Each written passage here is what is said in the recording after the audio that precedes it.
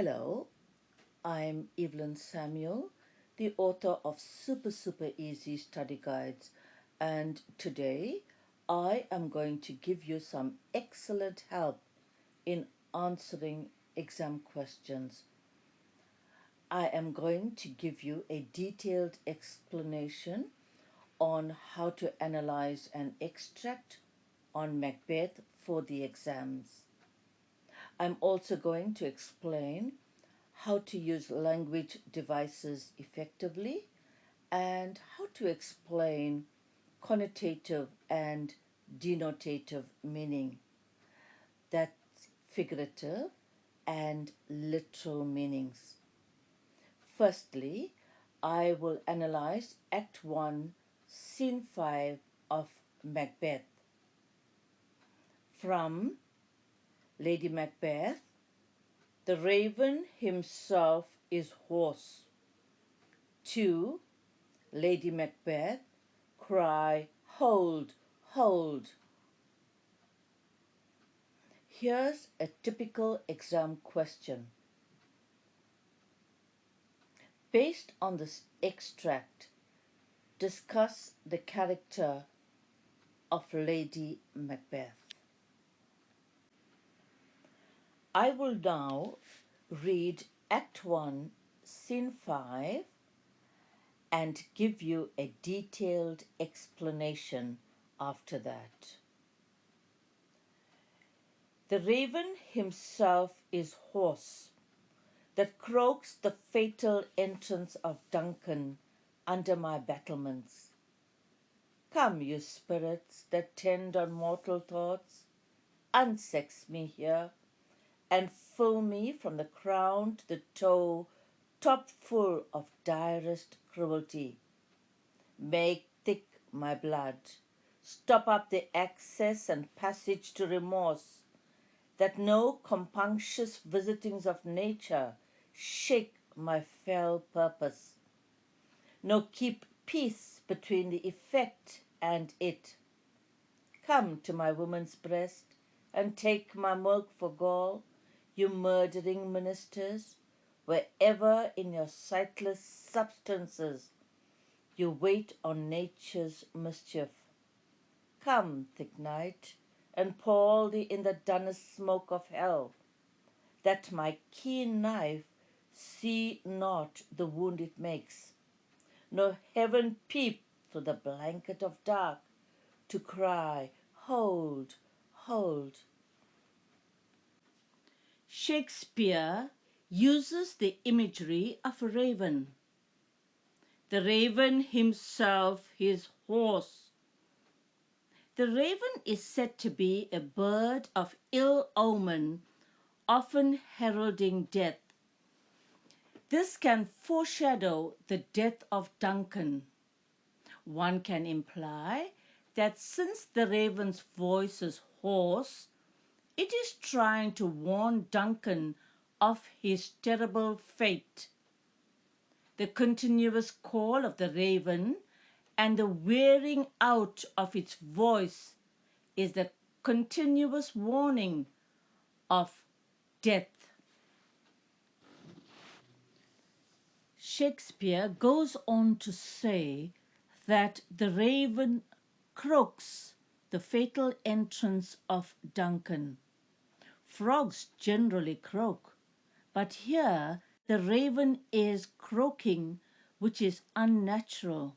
Hence, its voice is hoarse from croaking. One can imply that the raven is trying to warn Duncan of his terrible plight.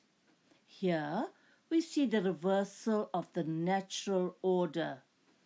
This can be associated with the violation of the divine rights of kings. Here, Lady Macbeth is planning to kill Duncan.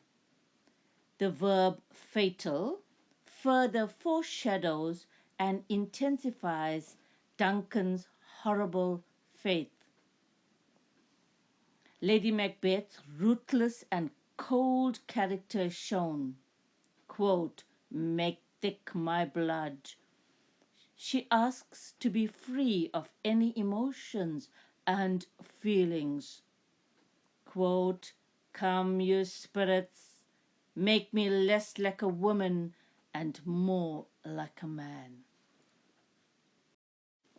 Quote, "Thicken my blood and clog up my veins so I won't feel any remorse."